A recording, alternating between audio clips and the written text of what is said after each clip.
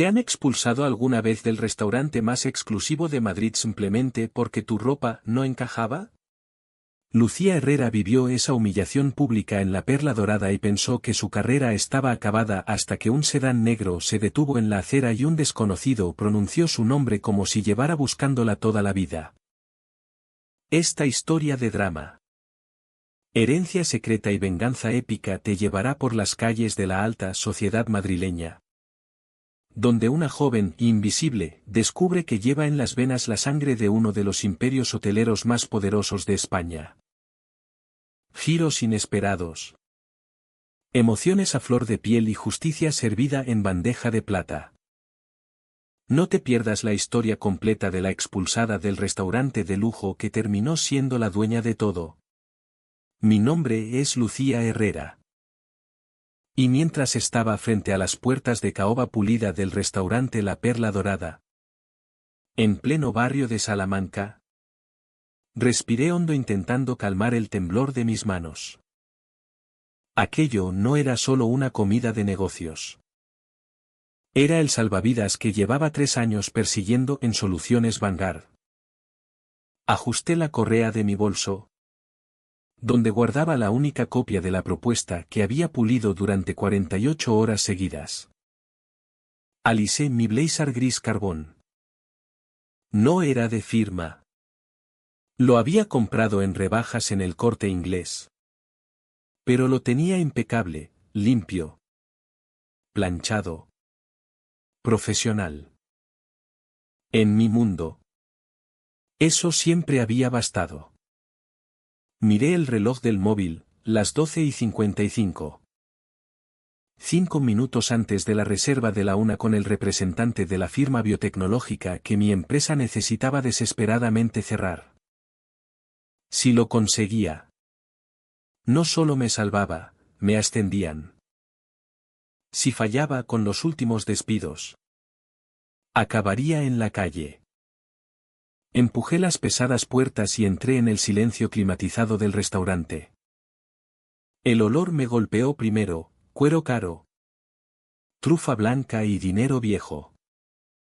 La iluminación era tenue, pensada para halagar a los ricos y ocultar los precios del menú. Detrás del atril, que parecía más un púlpito, estaba la hostess, morena impecable. Vestido que costaba más que mi coche. No levantó la vista enseguida. Me dejó allí 10 segundos eternos mientras tecleaba en su iPad con cara de aburrimiento. Disculpe, dije con voz firme y educada. Tengo reserva para 2 a la 1. A nombre de Herrera. La hostess dejó de teclear. Alzó la cabeza despacio y me hizo un repaso rápido de arriba abajo. Empezó por mis tacones gastados. Subió por mis pantalones lisos. Se detuvo en mi blazer de outlet y terminó en mi cara. No era curiosidad. Era una tasación. Y el precio que me puso fue 0. Herrera, repitió con una dulzura falsa que escocía. Lo siento. Pero no veo ninguna reserva a ese nombre para hoy. El estómago me dio un vuelco. Era imposible. Saqué el móvil otra vez. Confirmé ayer. Mire. Aquí está el correo. Referencia 492B. Mesa esquina. Mi invitado, el señor Mendoza, la pidió expresamente. Ni siquiera miró la pantalla. Me dedicó una sonrisa compasiva que no le llegó a los ojos. Entiendo lo que dice su teléfono. Cariño. Pero nuestro sistema se actualiza en tiempo real. Si no está en mi iPad, no existe. Estamos completos para el servicio de mediodía. El pánico empezó a subir. Caliente y asfixiante. El señor Mendoza llegaría en menos de 5 minutos. Si entraba y me veía discutiendo por una mesa que yo misma le había prometido, el contrato se iría al garete. Por favor. Revise otra vez, insistí. Acercándome. Tiene que estar. Puedo llamar a la agencia de reservas si hace falta. La hostess suspiró con fastidio. Antes de que contestara, una sombra cayó sobre el atril. ¿Hay algún problema aquí? La voz era suave, profunda y totalmente fría. Alcé la vista. Un hombre alto salía de la zona de sombras del salón. Traje que parecía pintado sobre el cuerpo. Placa, Diego Morales. Director general. Me miró con la misma valoración helada que la hostess. Pero con algo más afilado, hostilidad pura. Señor Morales, dije. Intentando hablar con el que mandaba. Me llamo Lucía Herrera. Tengo una reserva que ha desaparecido y mi cliente llega en cualquier momento. Solo necesito. Me cortó con la mano en alto. Ni miró el iPad. Solo me miró a mí. No hay error. Señorita Herrera, dijo. Su voz no era alta, pero llenaba el vestíbulo silencioso. Cancelamos la reserva esta mañana. ¿Cancelaron? Lo miré atónita. No recibí ninguna notificación. Nos reservamos el derecho de seleccionar nuestra experiencia gastronómica, continuó, dando un paso hacia mí e invadiendo mi espacio personal. Priorizamos clientes que encajen en el ambiente que cultivamos aquí. En la Perla Dorada. Hemos recibido comentarios de que su presencia podría incomodar a otros comensales. El aire abandonó mis pulmones. ¿Mi presencia? Llevaba atuendo de negocios. Tartamudeé. Estoy aquí por una reunión de trabajo. Nunca he causado ningún problema en mi vida. Es por el estándar, susurró él. Con tono insultante y confidencial. Tenemos código de vestimenta y, francamente, un nivel de clientela. Usted simplemente no lo cumple. Miré alrededor. A mi izquierda sentaban a un hombre en polo y náuticas sin pestañear. A mi derecha, una mujer con vaqueros rotos de firma reía con el camarero. Mi blazer era soso. Sí. Pero no ofensivo. Esto no era por la ropa. Esto es discriminación, dije. Y la voz me subió sin querer. No pueden hacerme esto. Mi cliente está a punto de llegar. Baje la voz, ladró él. Y la máscara de cortesía se rompió del todo. Está molestando a los clientes. Miré hacia el salón. Varias cabezas se habían girado. Una pareja cercana dejó de comer. Una señora levantó el móvil y me apuntó directamente. La vergüenza me golpeó como un puñetazo. Me estaban grabando. Me estaban viendo suplicar por una mesa. No me voy, dije.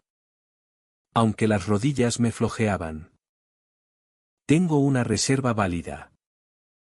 No pueden echarme solo porque no les gusta mi aspecto. Diego soltó una risa corta e incrédula. Hizo una señal a dos camareros que esperaban junto a la estación. Avanzaron incómodos pero obedientes. Creo que está confundida sobre cómo funciona la propiedad privada, dijo. Señalando la puerta. Le pido que se marche. Si no lo hace voluntariamente, llamaré a seguridad y la sacarán por allanamiento. Y créame, La Policía Nacional de Madrid está muy acostumbrada a gente como usted que intenta colarse donde no pertenece. Gente como usted. La frase quedó flotando. Pesada y tóxica. Miré a la hostess. Ahora sonreía abiertamente. Disfrutando el espectáculo. Miré a los comensales. La mujer del móvil susurraba a su acompañante. Leí sus labios, ¿de verdad la están echando? Mi carrera se desmoronaba delante de mí. Y yo solo podía quedarme allí. Con mi blazer de rebajas. Aguantando. Está bien, dije. La palabra sabía a ceniza. Me voy. Pero esto no quedará así. Mi empresa se enterará. Diego sonrió. Una sonrisa cruel y satisfecha. Lo dudo mucho. Me di la vuelta. Con la vista nublada por lágrimas de rabia que me negué a dejar caer. Caminé hacia las puertas de caoba. Mis tacones resonando en el mármol como disparos. Cada paso parecía 1 kilómetro. Sentía todas las miradas clavadas en mi espalda. Su juicio. Su diversión. Cuando alcancé el pomo, la voz de Diego me alcanzó una última vez. Me había seguido para asegurarse de que me iba de verdad. Estaba justo detrás de mí. Tan cerca que olía su colonia cara. Hágase un favor. Señorita Herrera, díjolo bastante alto para que toda la zona frontal del restaurante lo oyera. Quédese en los bares del otro lado de la ciudad. No todo el mundo tiene derecho a sentarse aquí. Alargó la mano por encima de mí y empujó la puerta. Prácticamente echándome a la acera. La puerta se cerró de golpe a mi espalda con una finalidad que me caló hasta los huesos. Me quedé allí. En la acera. Bajo el sol de mediodía de Madrid que contrastaba brutalmente con la humillación helada que me congelaba por dentro. Temblaba. Las manos me temblaban tanto que apenas podía sujetar el móvil. Tenía que arreglarlo. Tenía que llamar al señor Mendoza. Quizá lo pillara antes de que aparcara. Quizá podríamos ir a otro sitio. Uno que no tuviera estándares visuales. Llamé a mi jefa. Laura. Primero necesito avisarte. El teléfono sonó 3 veces antes de que contestara. Lucía, su voz estaba tensa. ¿Dónde estás? Estoy en el restaurante, dije. Luchando por mantener la voz estable. Escucha. Ha habido un problema. El director. Lucía. Me cortó. El tono me heló la sangre. No estaba enfadada. Estaba resignada. La asistente del señor Mendoza acaba de llamar. No viene. ¿Qué? Apreté el teléfono. No. Puedo arreglarlo. Dile que estoy justo fuera. Podemos. No viene. Lucía, repitió. Al parecer llegó temprano. Estaba en la zona del bar esperándote. Lo vio todo. El corazón se me paró. Había estado allí. Había visto a Diego humillarme. Me había visto echar como a una basura. Entonces sabe que no fue culpa mía, dije. Con una chispa de esperanza. Sabe que fueron ellos los irracionales. Dijo que fue vergonzoso, contestó mi jefa. Y cada palabra fue un clavo en un ataúd. Dijo que no hace negocios con gente que monta escenas públicas.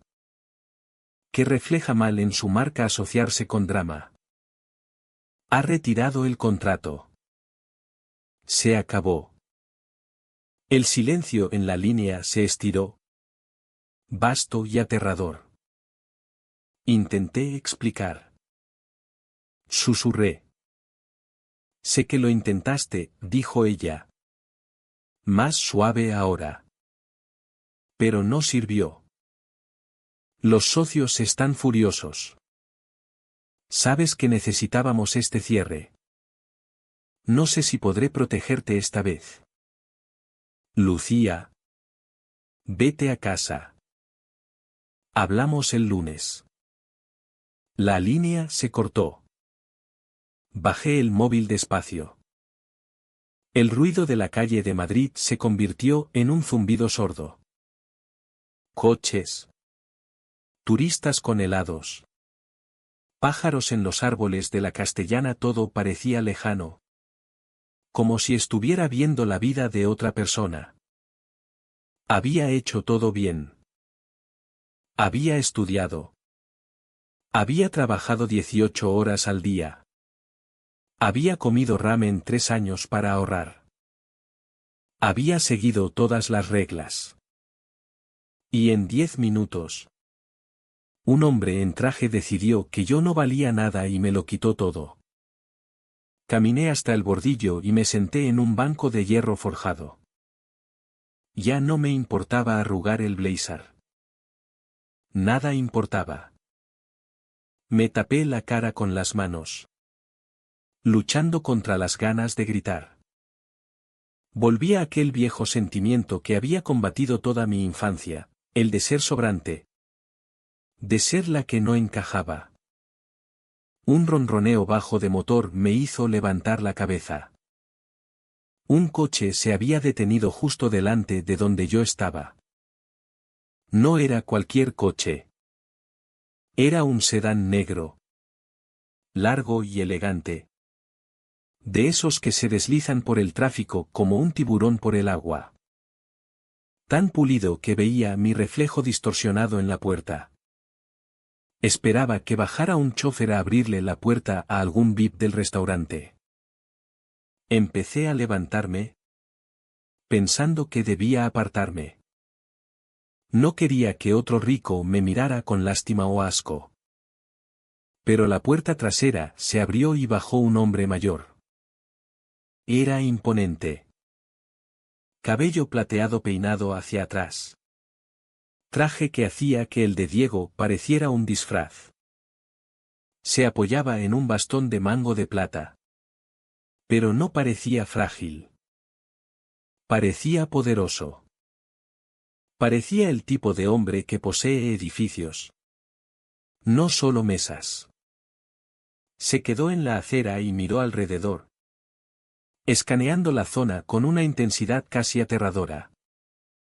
Entonces sus ojos se posaron en mí. Se detuvo. Su expresión cambió al instante.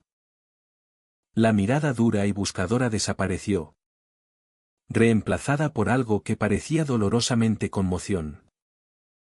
Dio un paso hacia mí, ignorando al chófer que intentaba ofrecerle el brazo. Yo me quedé helada. Quería correr. Pero las piernas no me respondían. Era otro director. Otro que venía a decirme que me quitara de la acera. Se paró a 3 pasos. Me miraba la cara como si intentara memorizarla o recordarla. Sus ojos eran de un azul sorprendente. El mismo tono que los míos. Tomó aire tembloroso. La mano se apretó sobre el bastón de plata. Lucía, dijo. Su voz estaba ronca de emoción. Sonaba como si no hubiera pronunciado ese nombre en mucho tiempo.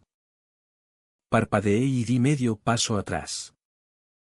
¿Nos conocemos? Sonrió entonces. Una sonrisa triste. Frágil. Los ojos se le llenaron de lágrimas que desafiaban la mandíbula firme. Lucía, repitió más suave.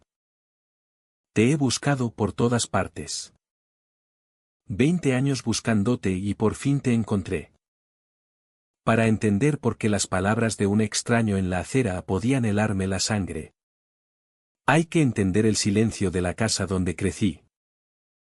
No era un silencio pacífico. Era el silencio pesado y sofocante de una habitación donde todos esperan que alguien se vaya. Durante 12 años. Ese alguien solía ser yo. Tenía 12 años cuando mi madre, Elena, se casó con Francisco López. En aquel momento pensé que nos salvaban. Paco tenía un trabajo estable en gestión media. Una casa en las afueras con garaje para 2 coches y un hijo. Pablo. Un año mayor que yo. Mi madre me dijo que era nuestro nuevo comienzo. Me dijo que Paco era un buen hombre dispuesto a aceptar una familia ya hecha. No me dijo que, en el libro de cuentas de Paco, una hijastra no era un activo. Era un lastre. Cuando cumplí 15. La dinámica en la casa de los López se había endurecido hasta convertirse en algo innegable. Había 2 clases de ciudadanos bajo ese techo, Pablo, el hijo de oro, y Lucía, el gasto inevitable. Recuerdo un martes de noviembre. Estaba sentada en la isla de la cocina. Libro de matemáticas abierto. Intentando ignorar el ruido del salón. Pablo estaba despatarrado en el sofá de cuero jugando a la nueva consola que Paco le había comprado porque había sacado un suficiente en historia. El volumen estaba altísimo. Las explosiones sacudían el suelo. Yo acababa de llegar con el boletín de notas, todos sobresalientes. Había quedado primera del distrito en el equipo de debate. Entré en casa con una chispa de orgullo. Una llamita tonta que debería haber apagado yo misma antes de que ellos lo hicieran. Le enseñé el boletín a mi madre mientras cocinaba. Se limpió las manos en el delantal. Tomó el papel. Los ojos recorriendo las notas. Una sonrisa le tocó los labios. Genuina pero fugaz. Como un rayo de sol entre nubes de tormenta. Lucía. Esto es maravilloso, susurró. Mirando hacia el salón donde Paco leía una revista. Has trabajado tanto. Mira, dije. Señalando abajo. La directora escribió una nota. Dice que tengo posibilidades reales de beca estatal si sigo así. Mi madre me abrazó. Oliendo a cebolla y perfume floral barato. Me apretó fuerte y, por un segundo, me sentí segura. Entonces Paco entró. Fue a la nevera a por una cerveza. ¿Ignorándonos? Mi madre. Quizá envalentonada por mis notas o simplemente cansada del silencio. Levantó el boletín. Paco. Mira, dijo. Voz un poco demasiado alta. Demasiado ansiosa. Lucía ha sacado todo sobresalientes otra vez. La directora escribió una nota. Paco abrió la lata. El sonido fue seco. Como un hueso rompiéndose. Dio un largo trago antes de mirar siquiera el papel. Ni lo tomó de su mano. Solo echó un vistazo. Luego a mí. Suerte, agruñó. La sonrisa de mi madre flaqueó. No es suerte. Cariño. Estudia todas las noches. Es suerte que vaya a un instituto con estándares bajos, dijo Paco. Pasando de largo hacia el salón. Si estuviera en el colegio privado con Pablo, vería lo que es trabajo de verdad. No te subas a la parra. Lucía. El mundo real no regala estrellas de oro solo por presentarte. Se sentó junto a Pablo y le preguntó por el juego. Tomé el boletín de manos de mi madre. Las suyas temblaban un poco. No me miró.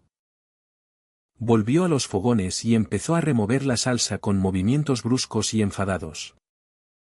Está cansado, me dijo al cazo de espaguetis. Tiene mucho en la cabeza en el trabajo. Sabes que está orgulloso de ti a su manera. Lo dijo. Pero luego giró la cabeza y vi cómo se llevaba la mano a la cara para secarse la mejilla. Era un ritual que las dos conocíamos de memoria. Él me insulta. Ella lo excusa. Y luego llora porque sabe que miente. Aquel año dejé de esperar elogios. Entendí que, para Paco, mi éxito era una irritación porque resaltaba la mediocridad de Pablo. Si yo lo hacía bien, era suerte. Si me equivocaba, era prueba de mis malos genes. La verdadera lección llegó 6 meses después. Necesitaba dinero para el examen de certificación que me permitiría trabajar como auxiliar administrativa durante el verano.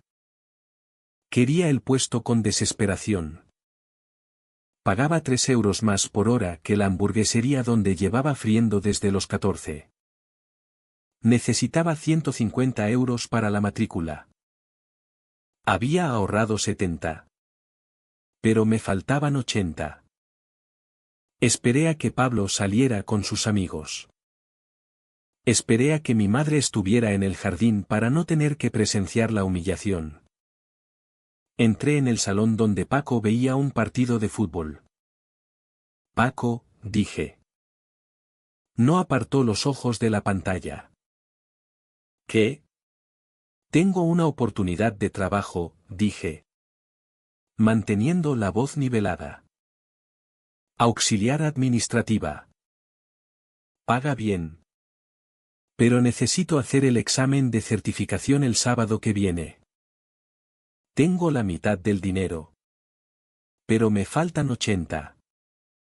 Te lo devuelvo con mi primera nómina. Paco por fin me miró. Con una mezcla de aburrimiento y fastidio. Como si fuera una teleoperadora interrumpiendo su cena. ¿Quieres dinero?, dijo plano.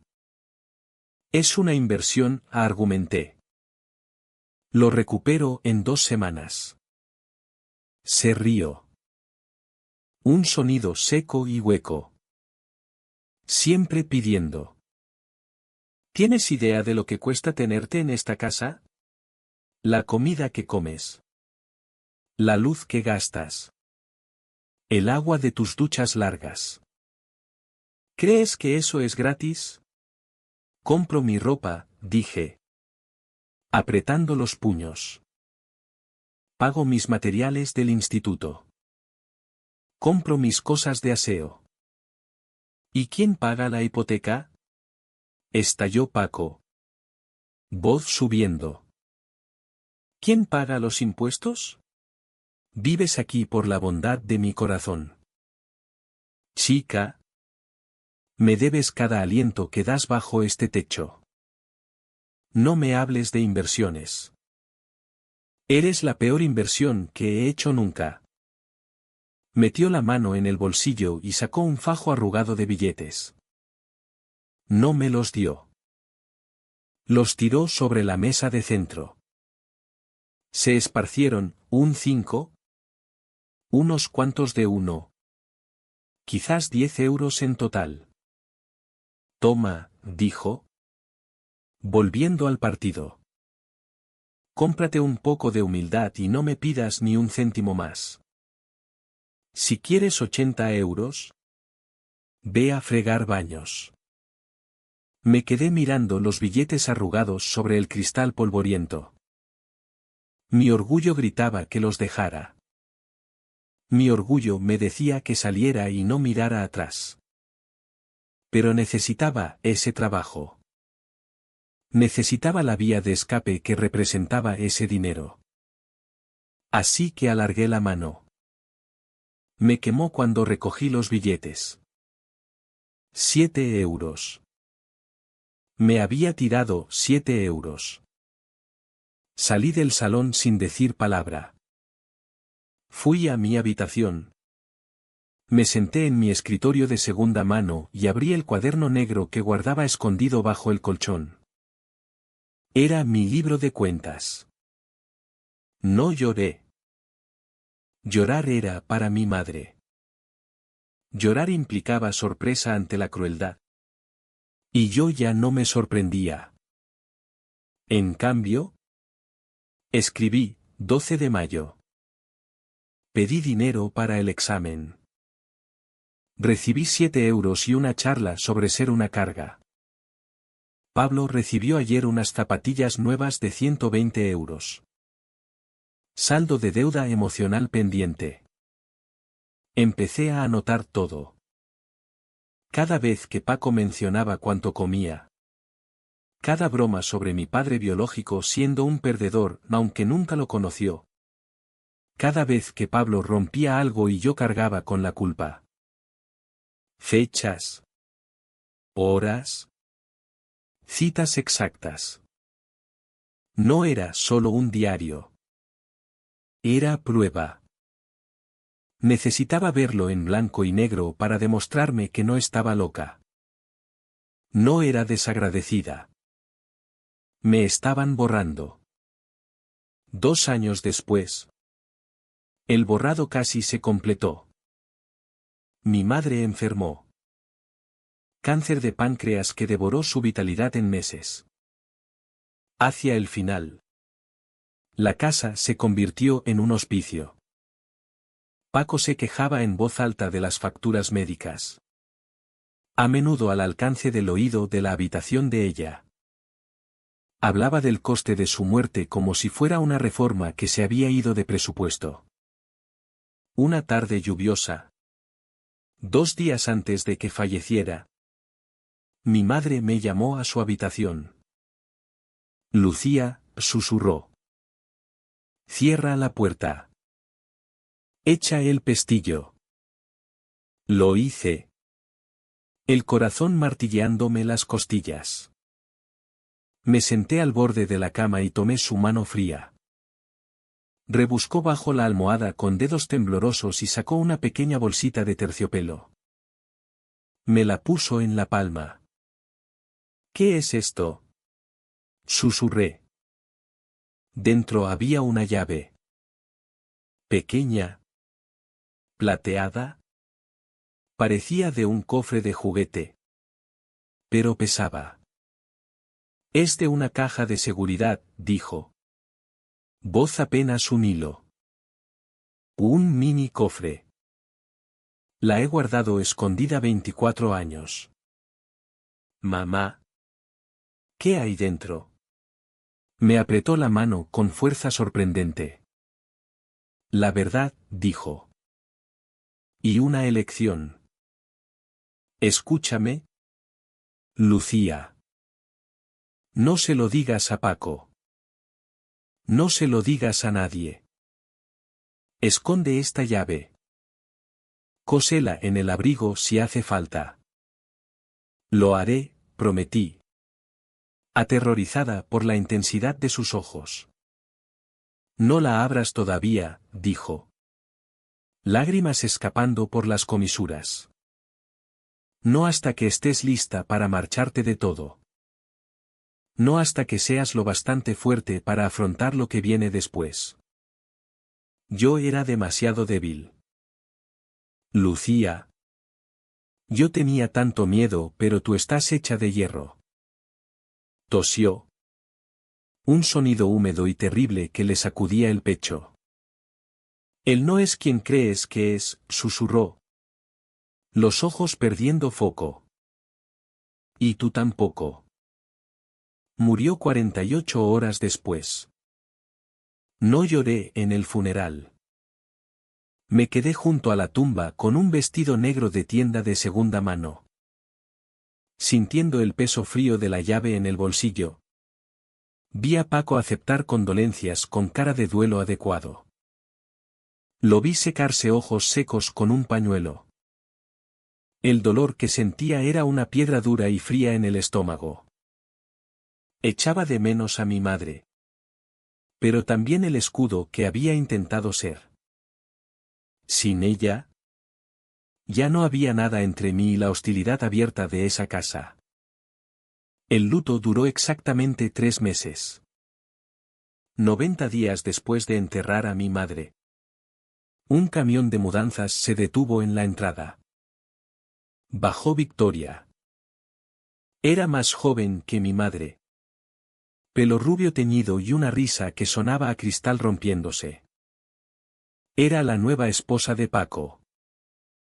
Se habían conocido en una convención. Dijo que estaban enamorados. No me preguntó si me parecía bien. Simplemente la metió en casa. En una semana, las fotos de mi madre desaparecieron de la repisa, sustituidas por fotos de Victoria y sus perros de concurso. El jardín de mi madre fue cavado para poner un jacuzzi.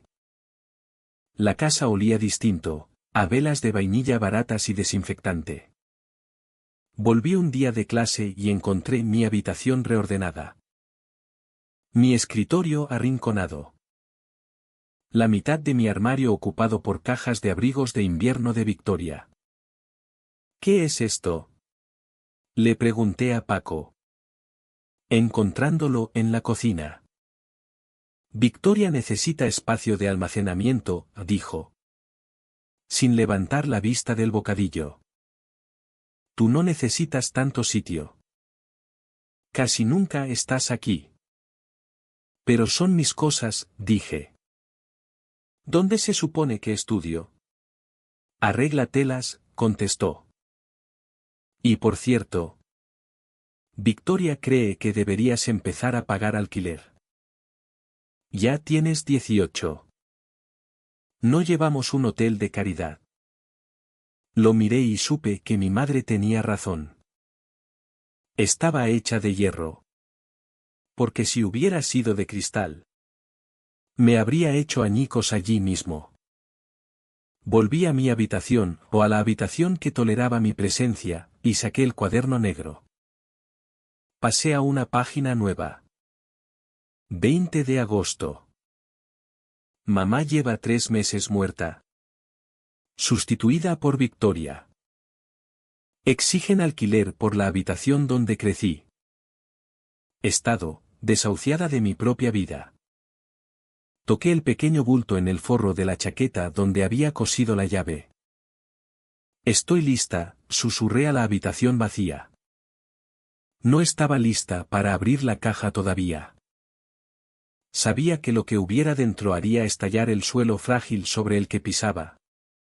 Y necesitaba terminar la carrera primero. Necesitaba ser independiente. Pero al mirar las cajas de abrigos de Victoria empujando mi vida al rincón, supe una cosa con certeza: era un fantasma en aquella casa. Era un requisito sobrante. Y los fantasmas no tienen nada que perder. La llave me había quemado un agujero en el bolsillo durante 6 años. Había sobrevivido a 3 mudanzas. 2 rupturas malas y noches incontables en las que me quedaba despierta mirando el techo, preguntándome si las respuestas de mi vida estaban escondidas dentro de un trozo de metal no más grande que mi pulgar. Mi madre me había dicho que esperara hasta estar lista. Nunca supe exactamente qué significaba lista. Pero después de que Paco amenazara con echarme por comerme un yogur que decía que era suyo, decidí que lista era simplemente sinónimo de desesperada. Fui al banco un martes por la mañana.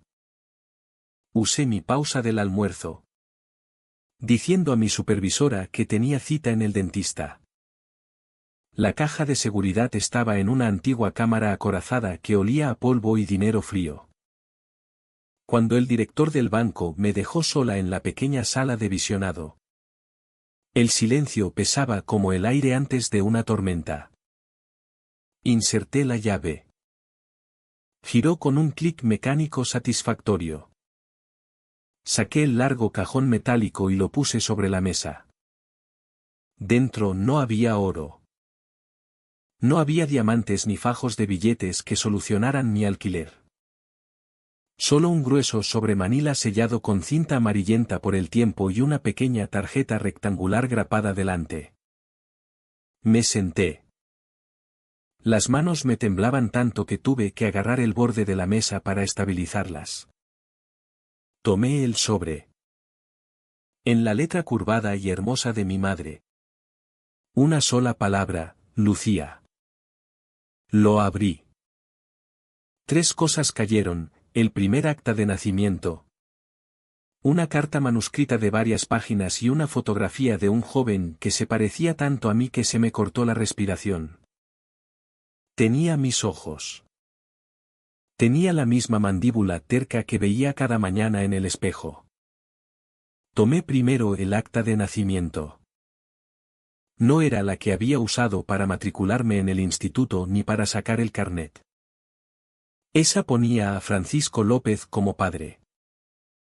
Esta, la original, tenía otro nombre en el campo del padre, Andrés Herrera. El nombre no me decía nada. La dejé a un lado y desdoblé la carta. El papel era crujiente. La tinta algo desvaída. Veía donde las lágrimas habían deformado el papel años atrás, creando pequeñas ondas en el texto. Mi querida Lucía, si estás leyendo esto, yo ya no estoy y eres lo bastante mayor para entender que el mundo no siempre es amable con quienes aman a la persona equivocada. Has crecido pensando que Francisco es tu padre. Has crecido pensando que su frialdad es solo su carácter. Necesito que sepas la verdad. No es tu padre. Es un hombre con el que me casé porque tenía miedo y porque necesitaba esconderte. Paré de leer. La habitación pareció inclinarse. Paco no era mi padre. El alivio que me invadió fue tan intenso que me mareé. Por eso me odiaba. No porque fuera mala hija. Porque no era suya. Me obligué a seguir. Tu padre se llamaba Andrés Herrera. Nos conocimos cuando yo trabajaba como camarera de pisos en el Hotel Imperial. Él se alojaba en la suite presidencial. Es un cliché. Lo sé. La camarera y el heredero. Pero nos queríamos. Lucía. Nos queríamos tanto que dolía. Cuando me quedé embarazada de ti, Andrés se alegró. Quería casarse conmigo. Quería contárselo a su familia. Pero los Herrera no se casan con el servicio. Un escalofrío me subió por la espalda. Herrera. Conocía ese apellido. Toda Madrid lo conocía. El padre de Andrés, don Ricardo Herrera, era un hombre poderoso. Cuando Andrés se lo contó, don Ricardo amenazó con desheredarlo. Amenazó con destruir a mi familia. Andrés intentó luchar. Iba a dejar la fortuna familiar por nosotras. Pero entonces ocurrió el accidente. Un choque de coche. Dijeron que conducía demasiado rápido. Dijeron que fue un accidente. Nunca pude despedirme. Los dedos se me apretaron sobre el papel. Mi padre estaba muerto. Había muerto antes de que yo diera mi primer aliento. Después de la muerte de Andrés, los abogados de don Ricardo vinieron a verme. Me ofrecieron un trato. Me darían una indemnización. Un fondo para tu educación y una asignación mensual si firmaba un documento, un acuerdo de confidencialidad. Tenía que prometer no contarle nunca a nadie que tú eras una herrera. Tenía que cambiarte el apellido. Tenía que desaparecer. Si hablaba, me lo quitarían todo y insinuaron que podían quitarme a ti alegando que no era apta. Tenía 22 años. Estaba sola y aterrorizada. Así que acepté el dinero. Conocí a Paco un año después. Él sabía lo del dinero. Aceptó casarse conmigo y darte un apellido. Y a cambio tuvo acceso a la asignación. Pensé que te estaba comprando un padre. Lo siento tanto. Lucía. Te compré un carcelero. Dejé la carta. Me sentía enferma. La crueldad era abrumadora.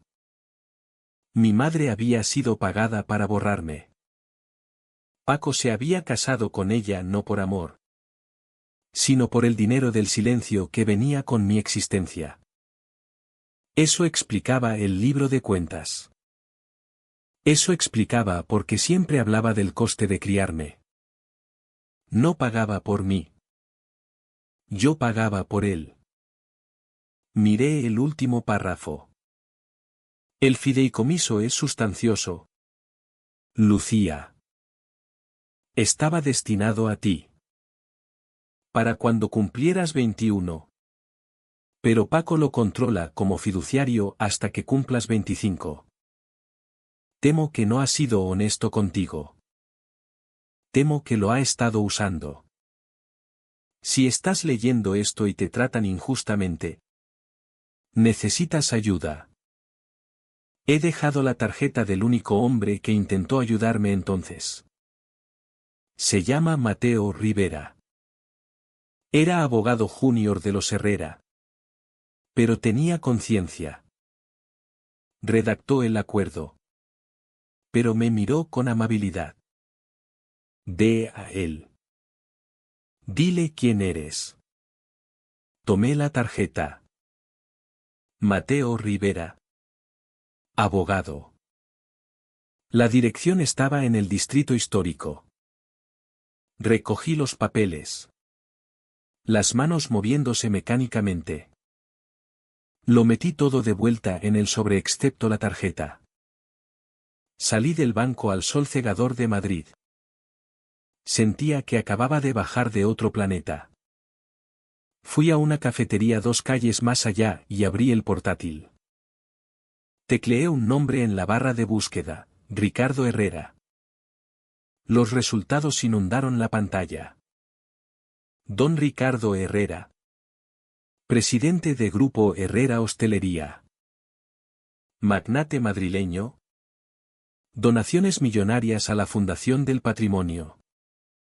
Finca Herrera valorada en más de 1.000 millones. Hice clic en imágenes. Allí estaba, hombre mayor con cabello plateado y ojos como hielo. Parecía formidable. Aterrador. Este era mi abuelo. El hombre que había aterrorizado a mi madre hasta el silencio. El hombre que me había borrado. Desplacé más abajo. Vi logos de las empresas que poseía, Hotel Imperial.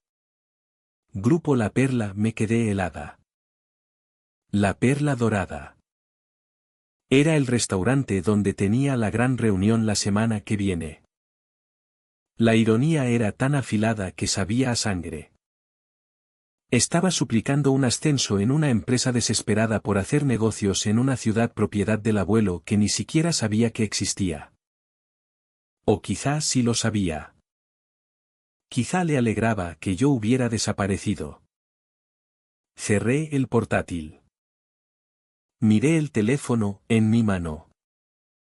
Llamar a este abogado. A Mateo Rivera.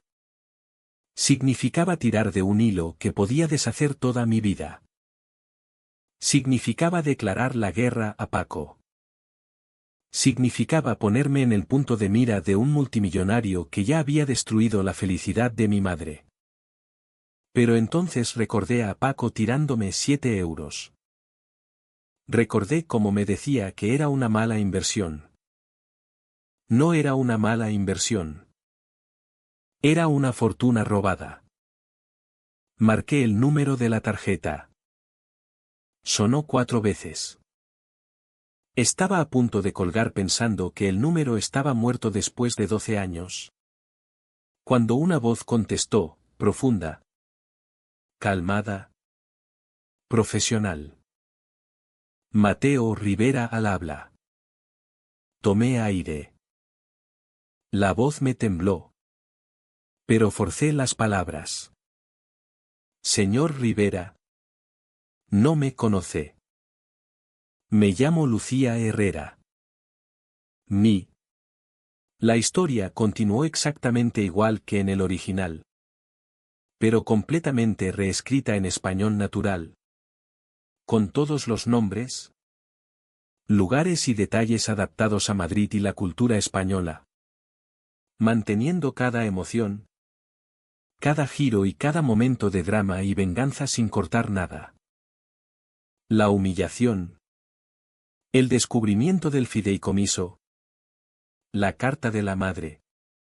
El enfrentamiento en la gala del Círculo de Bellas Artes. La proyección de documentos. El ADN. La cláusula que le otorgaba la propiedad total del grupo Herrera Hostelería, ni incluido la Perla Dorada. El despido público de Diego Morales y los López. Y el momento final en el que Lucía levanta la copa y dice, la cena está servida. Todo el contenido está completo. Fluido. Emotivo y 100% localizado. La historia termina exactamente donde termina la original. Sin ninguna referencia a canales de YouTube ni cierre en inglés.